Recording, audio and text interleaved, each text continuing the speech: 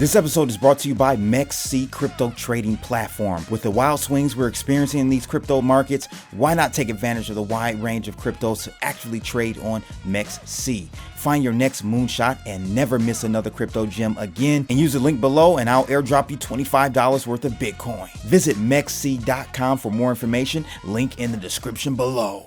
This my two Satoshis, who need 2 cents when they can get double from stacking Toshis, yeah. Hola, buenos dias, GNGs. I am Trucker2Ks, and this is my two Satoshis here on CBTV. If you don't know, you're about to know.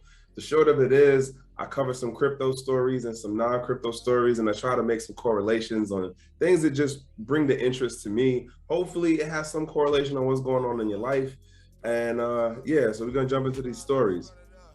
All right, this first one, not the new, it's not the new, I will admit that, but it kind of does beg to show the pattern, the trend of what's going on right now in the space where companies that are marketed as DeFi are doing things that are without any defense really, showing that there is censorship in the DeFi world. Right? There is controls, whether it be on the technical end or the legal end within the DeFi world. So here you have it that Uniswap Labs now blocks certain crypto wallets from using its app front end. So basically what this means is the side that you see on the website or on the app for you to be able to do some kind of transaction, they're basically now blocking the addresses on the front side of it as far as how you're using a website. Now, if you are either tech savvy enough or willing to take the time to learn, you can actually know how to use it on the back end, which does not stop you. Again, as I've been saying for how long now, this technology is open source. It is available for everyone if you just take the time to learn how to use it, right? You might not agree with how people are utilizing it, but nonetheless, it is still possible for them to do what they do with it. Now, getting into this blocking trend, right? And you know, at this point, y'all, I don't cover everything actually said in the article. I just jump around to certain parts that kind of catch my attention and bring it up to y'all. And so, blocking trend. The move is similar to Tornado Cash, a popular Ethereum mixer, which last week started blocking crypto wallet addresses sanctioned by the Office of Foreign Asset Control, OFAC. I've been talking about OFAC for months, people, months. I've been telling y'all, they're making moves. The bottom line of this, of what I'm really trying to drive home on this is there's companies in the space that are being marketed as DeFi, and they're really not. The more we talk about adoption and what I call the cobblestone road of mass adoption, the more technical and regulatory practices of exclusion come into the space, of control come into the space. This is that example of it. And I don't think folks are really taking it as with a grain of salt as arguably I think they should. I think that with the argument of like, well, you know, we got to stop terrorists and we got to stop people who are doing illegal activities, but we don't ask the question of, well, what are we defining as illegal activities, and are we proving they are actual illegal activities? And if they already are illegal activities based on how the traditional law already works, why are we adding this other stuff in?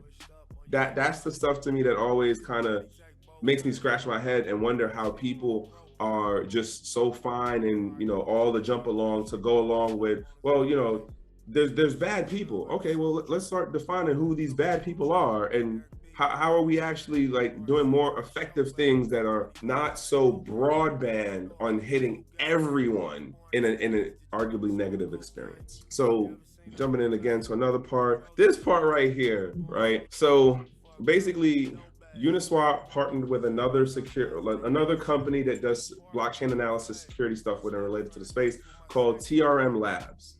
Now, this particular section that I highlighted, those Uniswap Labs went to say that they do not control TRM Labs or their independent determinations about risk categories and wallet addresses.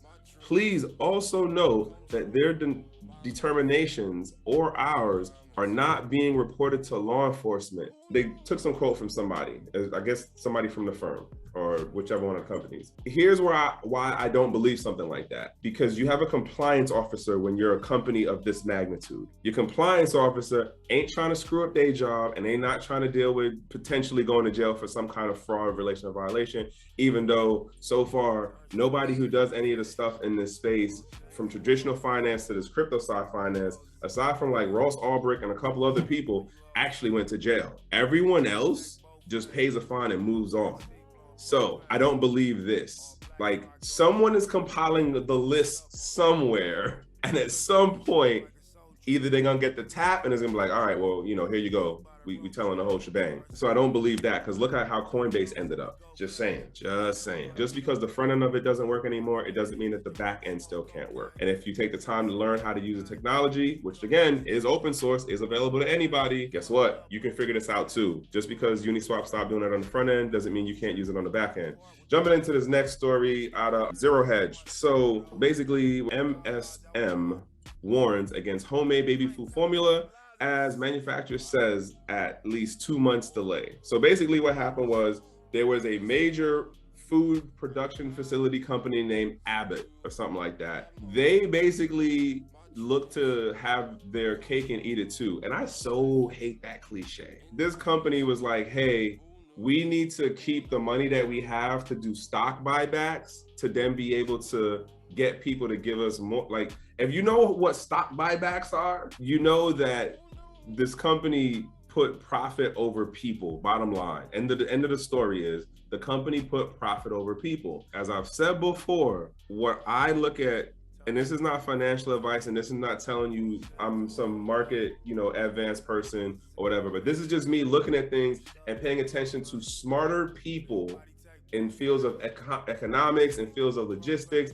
in fields of the government, geopolitical stuff, in fields of the crypto space stuff, and a couple other things, and then like cross-referencing all of it. And how it looks to me is that folks who have access to money, and when I say the money, I mean the money printer, the whole Cantillon effect, they are doing things to take advantage of pulling value out of the system now and saying, screw the legal consequences.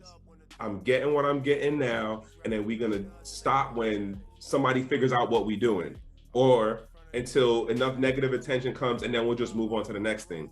That's what I would argue these folks are doing here. Again, the basic thing of what happened was they had a facility, the facility machinery needed to be repaired. They didn't repair it because they kept the money and to be able to do stock buybacks.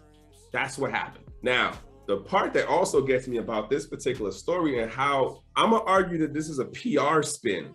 I'm gonna argue that this is a marketing campaign, in that all of a sudden they get all of these different doctors and they get authors and writers from notable newspaper sources to talk to this doctor expert and that person to be like, oh, no. You can't make your own formula. If you make your own formula, it could be dangerous.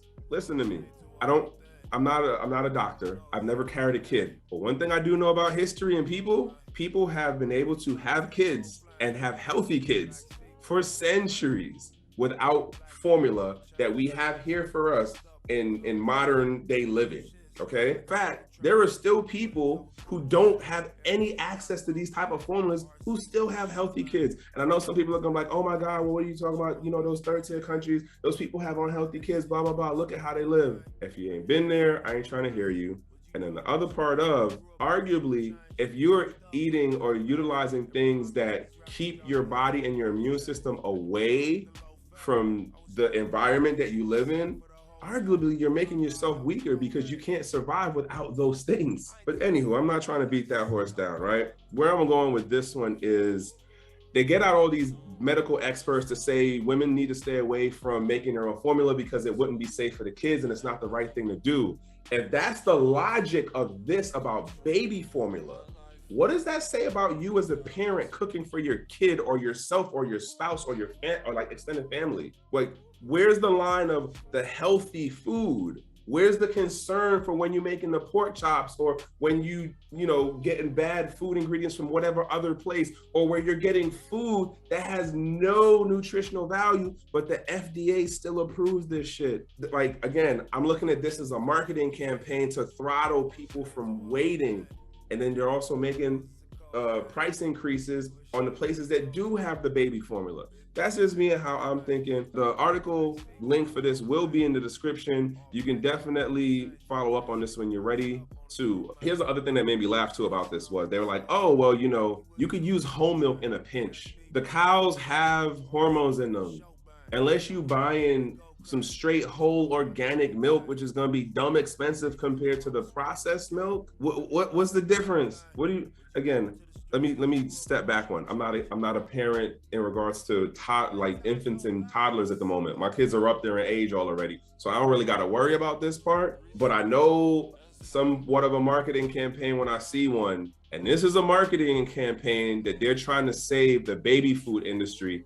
And again, like I said, these companies, these CEOs, these big wigs, these people who got the money, they are close enough to the printing stores, and they're putting the money over the safety of people, in my little 2 Satoshis opinion of how I read this situation. And like when you read what happened, as far as people were getting sick off of food that came out of this facility, right? And so, you know, 2 babies died. And some people might argue like, well, statistically, that doesn't mean anything. That's a marginal number. It's a marginal number when it's not your kid. When it is your kid, it is the only number that matters in the world. And this scenario right here, like, it's not a good one. And the other like mind-blowing part to me is like, well, if they did that just a couple months ago in this year, the FDA then comes to be like, oh, well, we'll announce that we'll allow some of their products. They basically can deliver some of the food that they have in their production line. Why would I trust this company to eat anything from this company? Again, I'm not a mother. I'm not somebody bearing like, you know, toddlers and infants and stuff right now. But this is something that would concern me as if I was dealing with kids still at that age, just saying. And I'm gonna get off of this one because I'm on the high horse. All right, I'm jumping into this last story right now, right? Individuals charged in connection with the Virgil Griffith case. Now, if you don't know what this is about, let me tell you real quick. Basically, back in 2019, there was a conference that was held in North Korea by a gentleman named Virgil Griffith. He put it together. He invited these other people from the Ethereum community to come over. 2 people that I just learned in reading this article did come. One person was actually a dev. Here's the irony of this whole situation to me and X amount of other people. These folks are being charged with a crime of providing people with publicly available information. I need y'all to understand, it wasn't that they came up with their own set of the information themselves. It wasn't that they found some secret part of blockchain that no one else knew about. This stuff is all publicly available online. It's 2019 when this conference happens. So it is way more available information in the public domain of Googly, DuckDuckGo, Opera, YouTube, Bing, and whatever other kind of search engine that you can use that would be in that region of the world as well as this region of the world. VPNs are a thing already in 2019. My point being is these particular gentlemen are getting in trouble and losing X amount of time in their life because they told people about already publicly available information. Arguably to me, they're being used as scapegoats to scare other people, to scare the devs in particular. Because here it is, you outside giving knowledge to who are the bad people we don't agree with for whatever the reason is on a geopolitical scale. Again, I always say this, like, you can reason out the rationale for why ever you want to censor someone. You can always reason it out. But once you open that Pandora's box, there's no turning back. Because it's always going to be somebody who finds another reason to do something else to sanction and to control someone else's situation.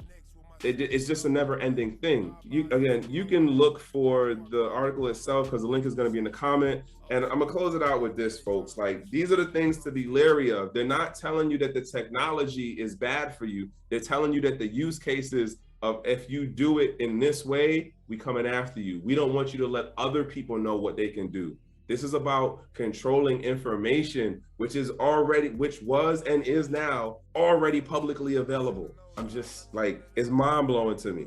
And I'm gonna stop. Let me just run in with the closing on this, right? Again, I'm Trek with 2Ks. This is my 2 Satoshis. If you like what I said, hey, give the thumbs up. If you didn't like what I said, give the thumbs down. Either way, if you leave a comment, I'll appreciate it even more. But double the more, I'd appreciate it if you shared and told a friend. Other than that, again, this is my 2 Satoshis. I am Trek with 2Ks, and this is CBTV. Until the next one.